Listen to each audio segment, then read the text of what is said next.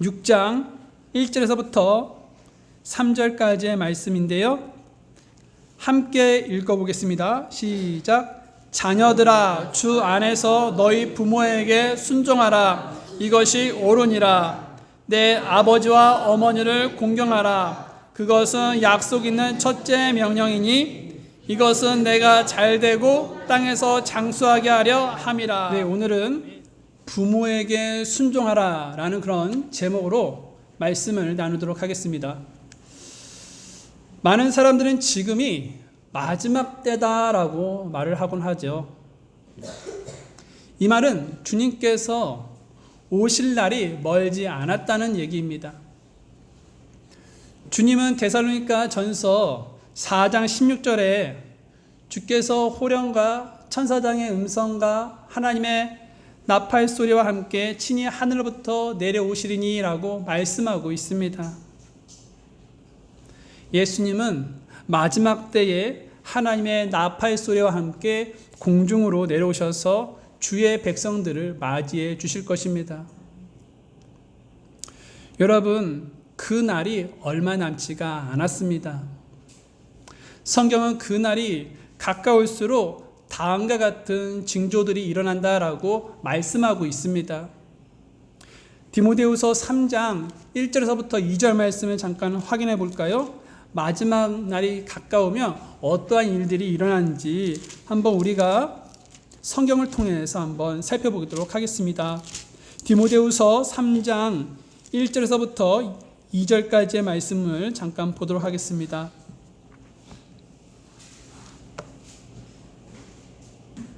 디모데후서 3장 1절에서부터 2절 같이 한번 읽어볼까요? 시작. 또한 이것을 알라. 즉 마지막 날들의 위험한 때가 이르리라.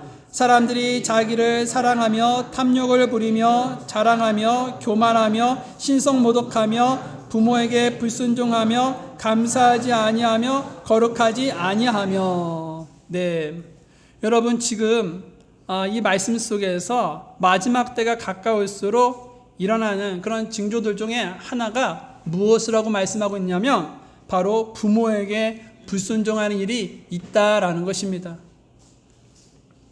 요즘 우리 주변을 여러분 돌아보면 무슨 일이 일어나고 있는지 여러분 생각해 보십시오. 돈 때문에 여러분 부모를 때리고 또 고의로 살해하는 사건들이 하루가 멀지 않게 터지고 있다라는 것입니다.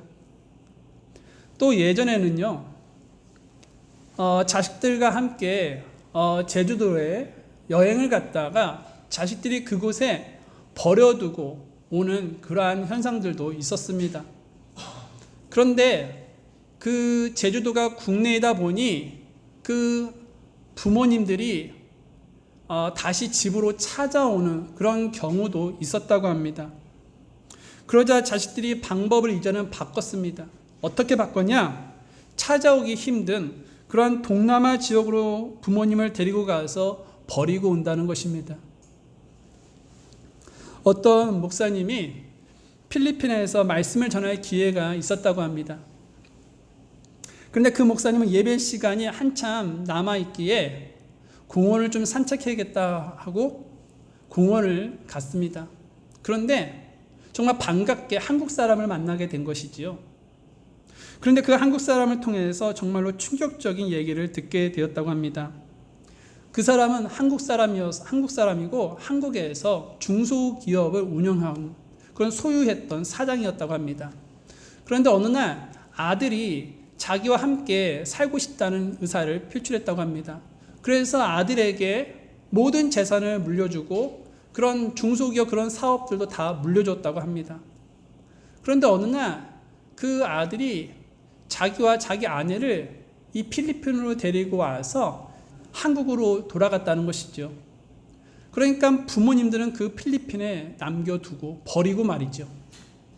그 충격에 아내는 얼마 안 있다가 쇼크에서 죽고 말게 되었고 그 아빠는 말이 통하지 않는 그 필리핀에서 지금까지 살고 있다는 얘기를 했다는 것입니다.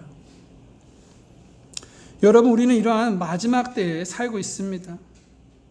그러면 이러한 마지막 때에 주님을 믿는 우리들은 부모님에 대하여 어떠한 태도를 가지면서 살아야 하는 것입니까? 오늘 우리가 본문을 살펴보니까 1절에서 부모님께 순종하라 라고 말씀하고 있습니다. 또 2절에서 보면 부모님께 공경하라 라고 말씀하고 있습니다. 여러분, 우리는 부모님께 순종하고 공경해야 한다는 것입니다. 그렇다면 순종이란 무엇입니까? 순종은 부모님께서 하라는 것을 하는 것을 순종이다라는 것이죠. 공경은 무엇입니까? 공경은요, 하라는 것을 감사하는 마음으로 하는 것을 가리킵니다. 즉, 순종은 행동의 자세를 말하는 것이고, 공경은 마음의 태도를 말하는 것입니다. 자, 그러면 부모님께 순종하면서 공경하지 않는 그러한 일도 가능할까요? 네, 가능합니다. 부모님께서 콩나물을 사오라고 하셨을 때 현관문을 나가면서 투덜대고 불만과 불평을 털어놓으면 순종은 했지만 공경을 하지 않는 것이지요. 반대로 네라고 대답을 한 후에 마트로 향하지 않고 PC방으로 향한다면 어떻게 보면 공경을 했을지 모르겠지만 순종하지 않는 모습을 보였다라는 것입니다. 성경은 여러분, 순종만 하면 되는 것이 아니라 공경까지 하라고 말씀하고 있습니다. 순종과 공경은 그 어떤 거 하나라도 놓치지 말라라고 성경은 말씀하고 있죠. 자, 그렇다면 왜 성경은 부모님께 순종뿐만 아니라 공경도 하라고 말씀하고 있는 것입니까? 여러분, 우리가 본문을 한번 살펴보겠습니다. 에베소서 6장 1절 말씀을 다시 한번 봤으면 좋겠는데요. 다 같이 에베소서 6장 1절 말씀을 읽겠습니다. 시작.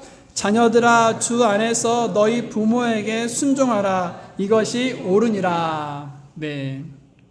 여러분, 왜 부모에게 순종하라고 또 공경하라고 말씀하고 있습니까? 성경은 그것은 바로 자녀들이 부모님께 순종하고 공경하는 것이 옳기 때문이라는 것입니다.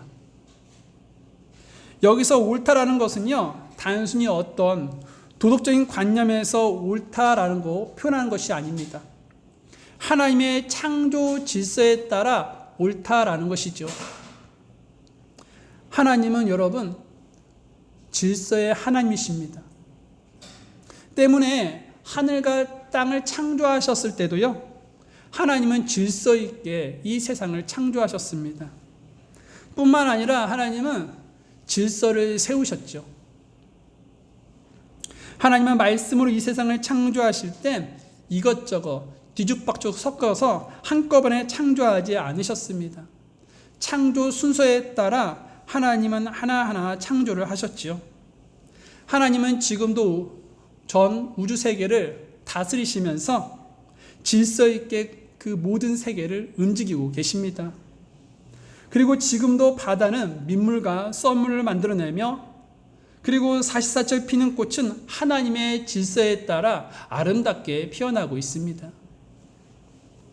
하나님은 콩을 심으면 콩이 나게 하시고 팥을 심으면 팥을 나게 하는 그런 자연 질서를 하나님은 세우셨습니다. 뿐만 아니라 하나님은 남자와 여자를 창조하시고 가정을 창설하실 때에도 가정에 대한 그런 창조 질서를 심어 놓으셨습니다. 자, 그러면 그 창조 질서가 무엇이냐? 우리가 창세기 2장 24절 말씀을 한번 잠깐 살펴보겠습니다.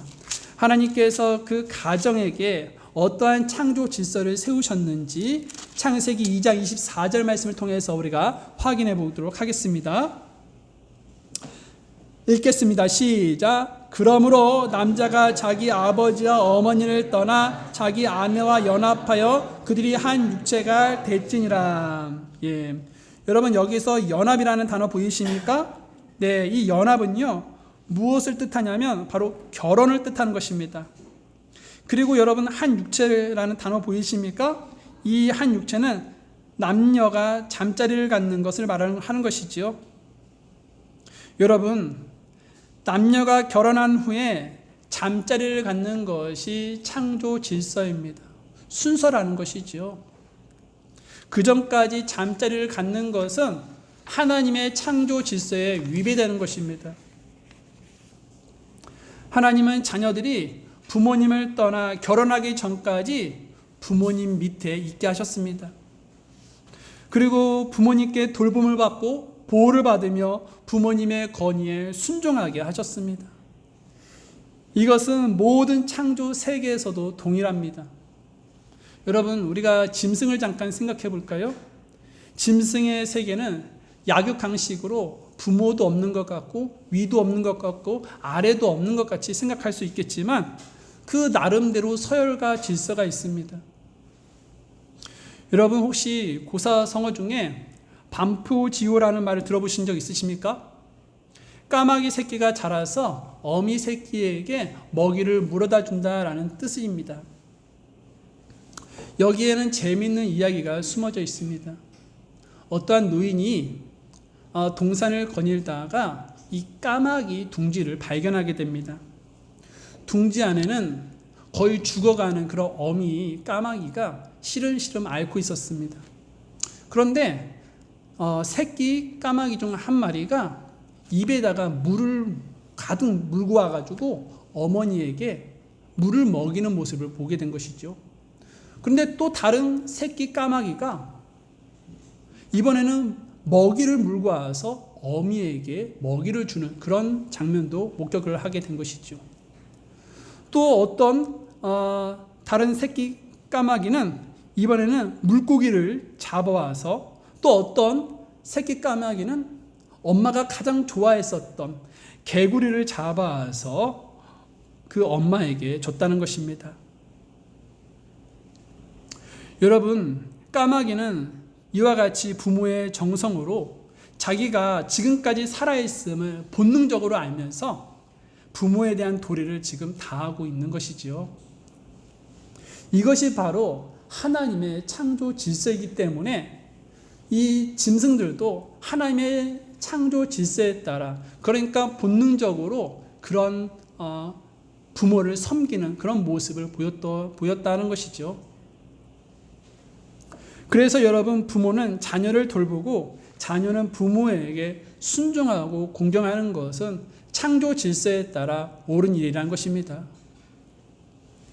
예수님을 믿지 않는 사람들도요, 잠깐 살펴보면 그들은 우리들처럼 말씀을 알고 있지는 않습니다. 그러나 비록 예수님을 믿지 않을지라도 본능적으로 부모를 공경해야 한다는 것은 알고 있기 때문에 세상은 무엇을 강조하냐면 효를 강조한다는 것이죠. 또 효가 여러 가지 덕목 중에서 가장 중요한 덕목임을 그들은 강조하고 있습니다. 자녀들이 부모에게 순종하는 것은 지극히 당연한 일이고 마땅한 일입니다. 하나님은 그것에 대하여 우리가 알기를 원하시고 계시고 또 그 명령에 순종하기를 주님은 기뻐하신다라는 것이죠. 하나님은 창조 질서 속에서 창조물들이 본능적으로 부모님께 공경하게 하셨습니다. 그래서 우리는 이것을 기억하면서 창조 질서에 따라 부모님께 순종해야 하겠습니다. 자, 또 왜 성경은 우리가 부모님께 순종하고 공경하라라고 말씀하고 있을까요? 여러분, 이번에는 우리가 본문으로 돌아가셔서 2절 말씀을 한번 보도록 하겠습니다. 본문 에베소서 6장 2절 말씀입니다. 에베소서 6장 2절 말씀 읽도록 하겠습니다. 시작. 내 아버지와 어머니를 공경하라. 그것은 약속 있는 첫째 명령이니. 네. 여러분, 왜 부모에게 순종하고 공경해야 합니까? 바로 하나님의 명령이기 때문이라는 것입니다. 잠언 23장 22절에서도 너를 낳은 내 아버지의 말에 귀를 기울이고 내 어머니가 늙을 때에 그녀를 업신여기지 말라라고 명령하고 있습니다. 명령이라는 것은 해도 되고 안 해도 되는 것이 아닙니다.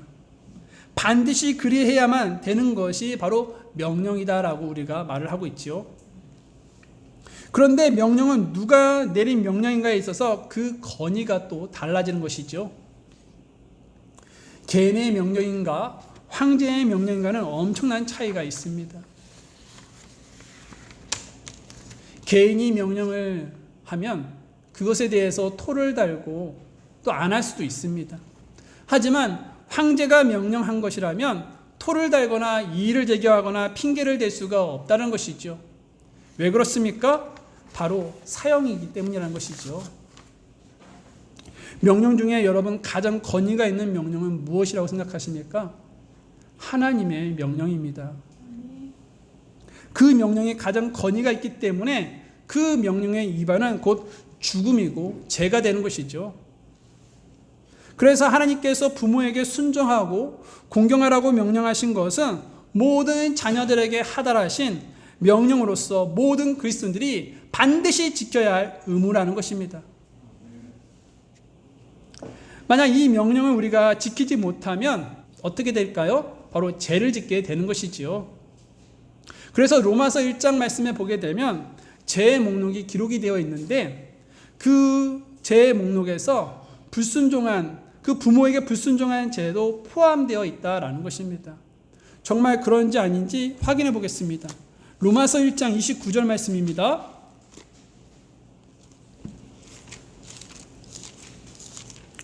로마서 1장 29절 말씀입니다. 자, 제가 읽어드릴게요. 한번 보십시오. 그들은 곧 모든 불의와 음행과 사악함과 탐욕과 악의로 가득하며 시기와 살인과 논쟁과 속임수와 적개심으로 가득하고 수근수근하는 자요, 뒤에서 헐뜯는 자요, 하나님을 미워하는 자요, 업신여기는 자요, 교만한 자요, 자랑하는 자요, 악한 일들을 꾸미는 자요. 그 다음에 뭐라고 써 있어요? 부모에게 불순종하는 자요. 네, 여러분, 부모에게 불순종하는 것은 의로운 것입니까? 아니죠. 죄라는 것입니다. 그것도 큰 죄입니다. 그래서 여러분 32절 말씀 보십시오. 32절 말씀을 보게 되면 이런 일들을 행하는 자들은 죽어야 마땅하다라고 말씀하고 있지 않습니까? 여러분 신명기 21장에서도 부모에게 불순종하는 것은 큰 죄임을 말씀하고 있습니다. 그리고 그 죄의 결과가 어떻게 되는지도 설명하고 있는데 우리 모두 신명기 21장 18절에서부터 21절까지 한번 찾아보도록 하겠습니다. 신명기 21장입니다.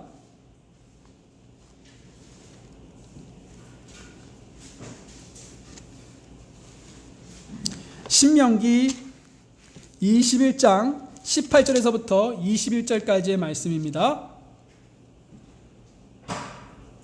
제가 읽어드릴게요. 여러분 한번 보십시오. 신명기 21장 18절에서부터 21절까지의 말씀입니다.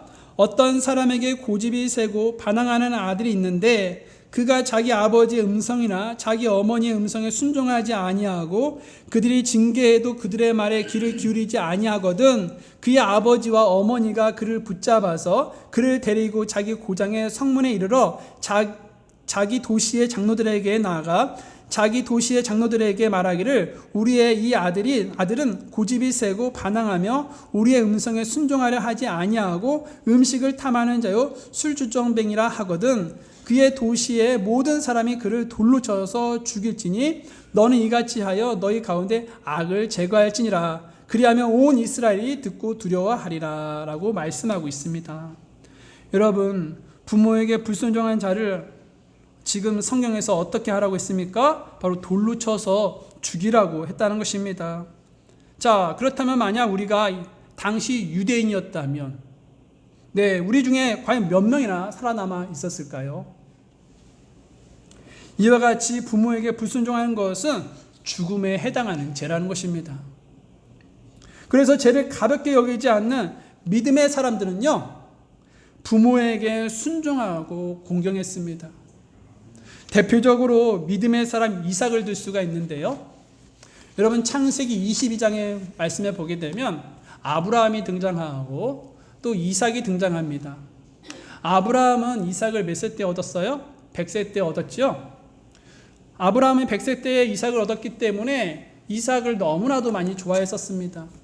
하나님은 그 아브라함을 보시고 아브라함에게 믿음의 테스트를 하기 위해서 그 이삭을 모리아 산에 가서 번제물로 드리라라고 명령을 하셨죠. 아브라함은 이삭을 데리고 모리아 산으로 올라갔습니다.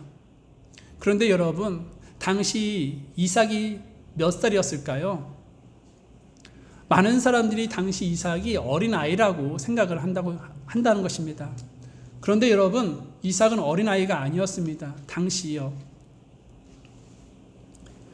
성경에 기록된 말씀을 찾아보면 아브라함이 그 모리아산에 올라갈 때에 이삭에게 번제 헌물에 쓸 나무를 짊어지게 했다라는 기록이 있습니다. 여러분, 어린아이였으면 그것을 짊어질 수 있겠습니까? 네, 못한다는 것이죠. 장성한 청년이었다는 것입니다. 그런데 여러분, 아버지가 이삭을 결박하고 번제를 드리려고 했을 때 이삭이 어떻게 행동했습니까? 도망치거나 반항하거나 덤볐습니까? 그렇지 않았다는 것이죠. 아버지가 하시는 일이니 자신이 죽더라도 아버지의 뜻에 따라 순종하는 마음으로 저항하지 않았다라는 것입니다. 믿음의 창시자요, 또 완성자이신 예수님도요, 부모님에게 순종하라고 말씀만 하지 않고 친히 부모님에게 복종하는 그런 삶을 몸소 보여주셨습니다. 누가복음 2장 말씀에 보게 되면 예수님의 그런 어린 시절이 기록이 되어 있습니다. 당시 예수님은요 12살이었습니다. 누가복음 2장 51절 말씀에 보게 되면 그분께서 그들과 함께 내려가사 나사렛에 이르러 그들에게 복종하시더라. 그러나 그분의 어머니는 이 모든 말씀을 마음속에 간직하니라 라고 말씀하고 있습니다. 그리고 여러분, 예수님께서 십자가에 못 박혀 돌아가시기 전에 예수님을 바라보았던 사람들이 있었습니다. 그 중에 한 사람이 예수님의 어머니였고 또한 예수님의 제자 요한이었습니다. 그런데 예수님이 요한에게 뭐라고 말씀하셨냐? 내 어머니를 부탁한다 라고 말을 했다는 것이죠. 예수님은 죽을 때까지 그 어머니를 존경했고 공경했고 또한 어머니를 사랑했으며 순종했다라는 것입니다. 그러므로 여러분, 우리의 믿음의 사람들은 부모님께 어떤 행동을 보여야 하는 것입니까? 네, 순종하고 공경해야 한다라는 것입니다. 그런데 여러분, 만약 부모님이 우리에게 하나님의 말씀에 위배되는 것을 시키면 우리는 어떻게 행동해야 하겠습니까? 예를 들어 부모님께서 도둑질을 시킨다든지 또 아니면 부모님이 예수님을 부인하고 다시는 교회에 가지 마라, 신앙을 버리라 라고 말씀하시면 그것도 우리는 순종해야 하는 것입니까? 여러분, 우리가 본문을 다시 한번 보십시오. 에베소서 6장 1절 말씀에 보게 되면 이런 말씀이 적혀 있지 않습니까? 자녀들아, 주 안에서 너희 부모에게 순종하라. 이것이 옳으니라. 여러분, 본문은 지금 부모에게 순종해야 돼. 주 안에서 순종하라고 말씀하고 있죠. 이것은 무엇을 말하냐면 주님이 기뻐하시는 뜻 안에서 순종하라라는 것입니다. 그래서 만약 부모에 대한 순종이 하나님께 대한 그런 불순종이 될 때는 더 높은 그런 권위이신 하나님의 뜻에 순종해야 한다는 것입니다. 사도행전 4장 말씀을 보게 되면 베드로와 요한이 등장합니다. 그들은 복음을 전하다가 공회원들에게 잡혔지요. 그래서 공회원들은 너네 다시는 예수님의 이름으로 말하지도 말고 가르치지도 마라고 위협을 했다는 것이죠. 그랬을 때 베드로와 요한이 뭐라고 그들에게 대답했습니까? 네, 이렇게 대답했죠. 너희 말을 듣는 것이 하나님의 말씀을 듣는 것보다 하나님의 눈앞에서 옳은지 너희가 판단하라 라고 말했다는 것입니다. 그래서 도무지 그리스도인이라고 할 수 없는 일을 부모가 시키고 강요한다면 부모님을 거역하고서라도 하나님의 말씀을 먼저 순종하는 것이 옳은 선택이다라는 것입니다. 그러나 여러분, 우리는 기억해야 할 것이 있습니다. 부모를 공경하는 태도만은 우리는 잃지 말아야 한다는 것이죠.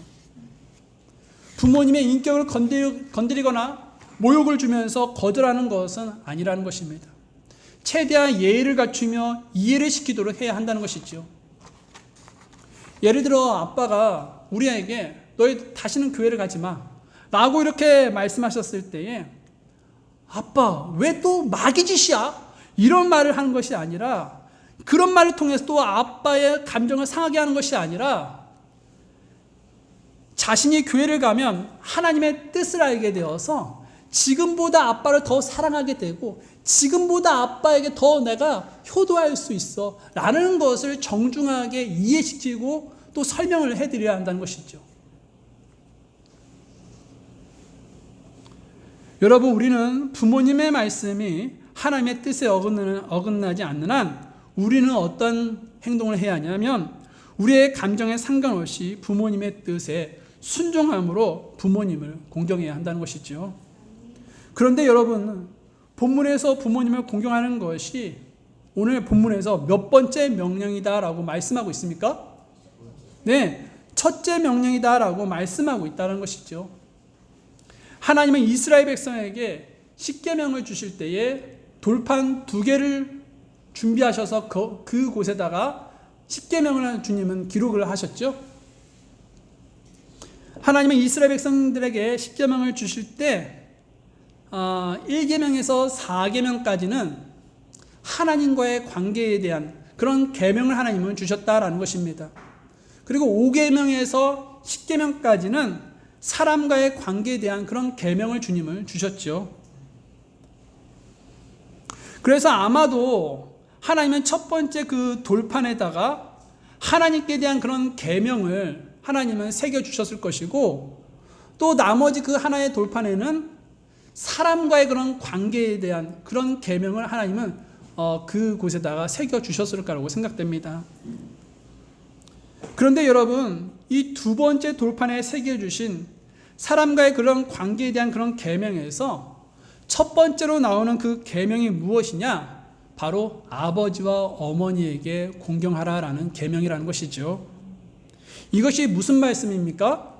네, 부모님을 공경하는 것이 살인하지 말라보다, 또 간음하지 말라보다, 또 도둑질하지 말라보다, 또 거짓 증언하지 말라보다, 또 이웃을 탐내지 말라보다 더 먼저다라는 것을 말하고 있는 것이죠. 그러면 왜 부모님을 공경하는 것이 제일 먼저 이렇게 나오는 것입니까? 네, 그것은요, 부모님의 건의에 순종할 줄 알아야 다른 건의에도 순종할 수 있기 때문이라는 것입니다. 그렇게 되면 사람과의 그런 관계가 틀어지겠습니까? 아름답게 관계가 유지가 되겠습니까? 아름답게 관계가 된다는 것이죠. 그렇기 때문에 하나님은 부모에게 공경하고 순종하는 것을 제일 첫 번째 명령으로 가르치고 있다라는 것이죠. 또 왜 부모님을 공경하는 것이 제일 먼저 나오는 것입니까?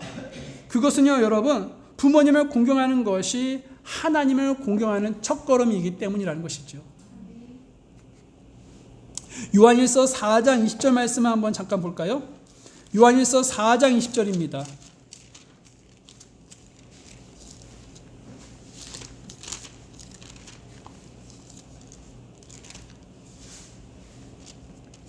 요한일서 4장 20절 말씀 한번 읽어보겠습니다. 시작. 어떤 사람이 나는 하나님을 사랑하노라 하고 자기 형제를 미워하면 그는 거짓말하는 자니, 자기가 본 자기 형제를 사랑하지 아니하는 자가 어찌 자기가 보지 못한 하나님을 사랑할 수 있으리요. 네, 여러분, 눈에 보이는 형제를 사랑하지 않는 사람이 눈에 보이는 하나님을 사랑할 수 없다라고 지금 성경은 말씀하고 있습니다. 마찬가지입니다.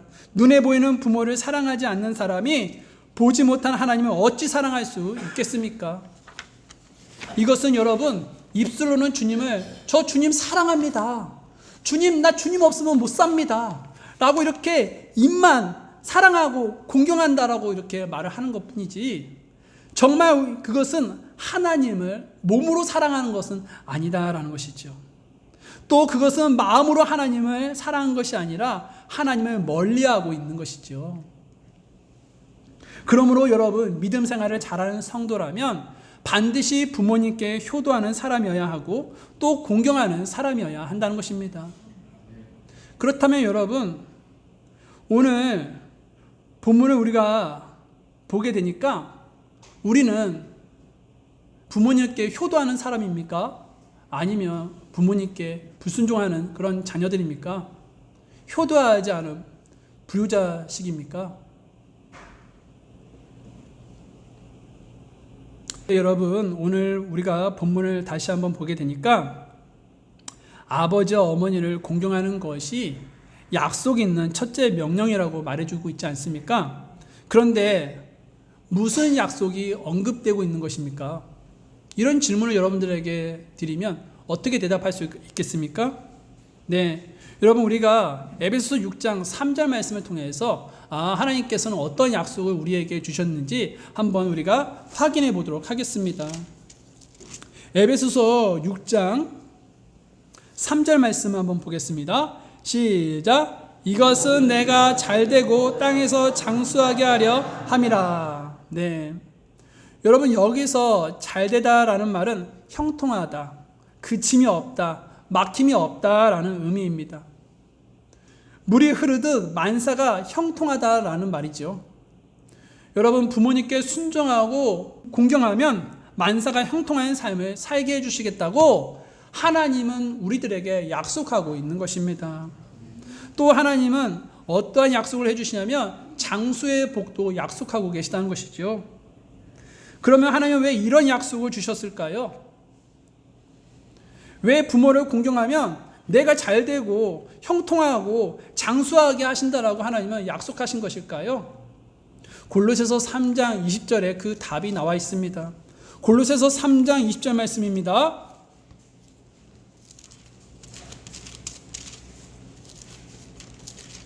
골로새서 3장 20절입니다.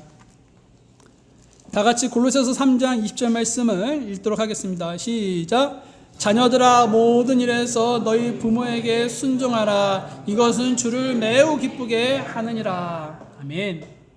부모에게 순종하는 것이 주님을 매우 기쁘게 하는 것이기 때문이라는 것입니다. 그러면 매우 기쁘게 한다는 것은 얼마나 기쁘다는 것을 말하고 있는 것일까요? 여러분, 성경에서는요, 기쁘다라는 표현은 자주 사용되고 있습니다. 그런데 지금 오늘 본문 말씀처럼 매우 기쁘다라는 말씀은요, 표현을 잘 사용하지 않고 있다는 것이죠.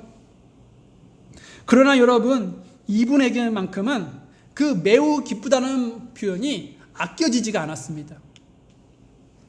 마태복음 3장 17절 말씀 한번 잠깐 펴볼까요? 마태복음 3장 17절 말씀입니다.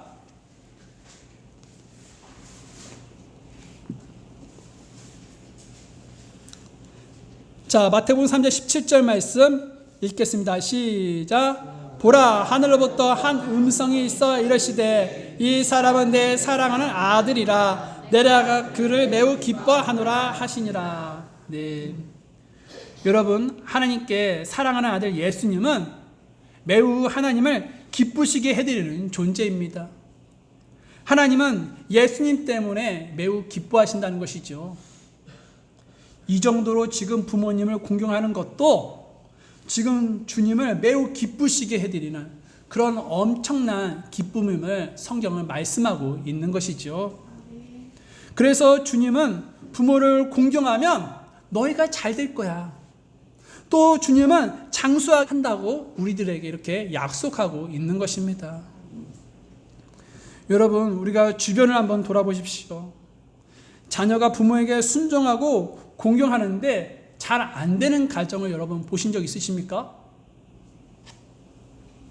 대체로 우리가 잘 되고 형통하는 삶을 사는 그런 가정이 부모에게 순종하고 부모를 공경하는 가정이다라는 것이죠. 또한 그런 가정에서는요, 행복과 평안이 있다라는 것입니다. 비록 물질적인 그런 번영이 따르지 않을 수도 있겠지만 그들의 마음은 평안하고 가족들 모두가 화목하고 가정의 기쁨이 넘쳐나는 것을 우리들이 볼 수 있다는 것이죠. 반면에 여러분, 부모에게 순종하지 않고 공경하지 않는 자녀들은 잘 살지 못하고 최후가 비참한 그런 상황에 다다른다는 것을 볼 수가 있다는 것입니다. 왜냐하면 이런 말씀 때문에 그런 건데요.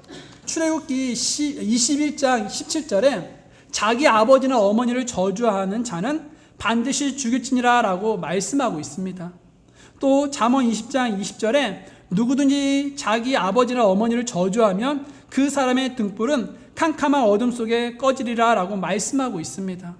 또 잠언 30장 17절의 말씀에 자기 아버지를 조롱하며 자기 어머니에게 순종하기를 싫어하는 눈은 골짜기의 까마귀들이 쪼아내고 독수리의 새끼들이 먹으리라 라고 말씀하고 있습니다. 그래서 여러분, 우리가 지난주에 엘리 제사장의 그 두 아들 홈리와 비느하스가 어떻게 죽게 되었습니까? 네, 전쟁에 나가서 죽게 되었는데 여러분, 그 홈리와 비느하스가 부모님의 말을 듣지 않고 계속적으로 거역하자 하나님께서 더 이상 참지 않으시고 그들을 치셨다는 것입니다. 그래서 그들이 죽지 않았습니까?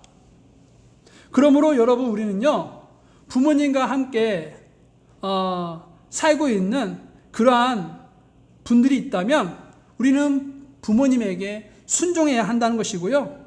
또 여러분, 우리는 공경해야 한다는 것입니다. 그리고 여러분, 우리가 부모님을 떠나 독립하여 살고 있다면 여러분, 우리는 부모님을 봉양해야 한다는 것이죠. 어린 자녀들은 순종함으로 부모님을 공경해야 하고 장성한 자녀들은요, 부모님을 잘 모시고 봉양함으로 부모님을 공경해야 한다는 것입니다. 그것이 우리 하나님을 매우 기쁘게 해드리는 일입니다. 여러분, 주님께서는요, 부모에게 순종하는 자들에게 잘되고 땅에서 장수하게 해주신다라고 약속하고 있습니다. 저는 그 약속이 여러분의 가정에 이루어지기를 원하고 있습니다. 혹시 여러분이 지금까지 행복한 가정에서 살지 못했다면 부모에게 순종하여 여러분의 가정이 그런 악한 그런 순환 고리에서 끊어질 수 있기를 바랍니다. 또 여러분들이 부모에게 순종하여 늘 여러분의 그런 가정이 변화될 수 있기를 바랍니다. 여러분이 부모님께 순종하여 아름다운 가정으로서 새롭게 시작될 수 있기를 바랍니다. 자녀들아, 주 안에서 너희 부모에게 순종하라. 이것이 옳으니라. 내 아버지와 어머니를 공경하라. 그것은 약속 있는 첫째 명령이니 이것은 내가 잘되고 땅에서 장수하게 하려 함이라. 여러분, 이 약속의 말씀이 여러분과 여러분의 가정에 이루어지기를 바랍니다. 여러분들 자리에서 일어나겠습니다. 저는 여러분을 주님께로 초청합니다. 오늘 우리는 주님의 말씀을 다시 한번 생각하고 지금까지 우리가 못다한 부모님께 대한 그런 순종과 공경을 다짐하는 시간이 되었으면 좋겠습니다. 여러분, 부모님께 순종하고 공경하는 것은 선택이 아닙니다. 필수입니다. 필수라는 것은 반드시 해야 한다는 것이죠. 부모를 순종하고 공경하는 것이 창조의 질서를 지키고 있는 것이지요. 그래서 부모님께서 돌아가시기 전까지 모시는 것이, 효도하는 것이, 순종하는 것이, 공경하는 것이 옳은 일입니다. 부모님의 은혜에 보답하는 것은 부모를 공경하는 것입니다. 부모를 공경하는 것이야말로 자녀들에게 형통의 복을 물려주는 일입니다. 왜냐하면 부모님께 순종하고 공경하는 자에게 하나님은 복을 약속하고 계시기 때문이라는 것이죠. 부모님은 우리를 낳으시고 길러주시고 지금까지 사랑으로 인도해 주셨습니다. 여러분, 완전한 부모는 없습니다. 그러나 먹을 것이 부족하던 시절에 우리 부모님들을 여러분 생각해 보십시오. 자신은 먹지 않아도 자식들이 잘 먹는 모습에 배불러 하지 않았습니까? 이제 우리들은 그분들의 머리가 휘어지고 있고 피부는 탄력을 잃고 있고 눈은 침침해지고 있고 몸은 이곳저곳 쑤시는 곳이 많다는 얘기를 듣고 있습니다. 여러분, 까마귀 새끼는 자라서 늙은 어머니에게 먹이를 물려다 줍니다. 우리가 까마귀보다 못해서는 되겠습니까? 안 되겠습니다. 여러분, 효도하는 것은 기회가 지나가면 할 수가 없는 일입니다. 지금 해야 한다는 것이죠. 지금까지 불효한 것을 우리는 회개해야 한다는 것입니다. 부모에게 불효한 우리들이 자식들에게 효도를 받을 수, 그런 것을 바라지는 못하죠. 마지막 때에는 부모에게 불순종하는 자들이 나타난다고 하였습니다. 오늘날 시대는 불효의 시대입니다. 이 시대에 우리들은 이 세대를 본받지 말고 더욱 부모님께 순종하고 공경해야 하겠습니다. 그래야 예수님을 모르는 부모들도 구원을 시킬 수 있는 것이라는 것이죠. 우리들이 부모님께 형편없는 모습을 보이면 우리가 믿는 하나님을 부모님께 어떻게 소개하고 또 그들이 어떻게 우리가 믿는 우리 하나님을 믿을 수 있겠습니까? 우리가 부모님을 주 안에서 잘 섬기고 공경할 때 부모님의 마음의 문이 열리게 되는 것입니다. 그렇게 되면 어렵게만 느껴졌던 예배다 문턱을 우리 부모님 넘는 그런 순간이 오게 된다는 것이죠. 오늘 본문처럼 골로새서에서도 부모에게 순종하라고 명령하고 있습니다. 그런데 이것이 주를 매우 기쁘게 한다라고 말씀하고 있습니다. 여러분, 하나님을 기쁘게 해드리고 싶습니까? 그렇다면 여러분, 여러분의 부모를 잘 섬기고 공경하십시오. 하나님은 그 모습을 보시고 매우 기뻐하실 것입니다. 기도하겠습니다.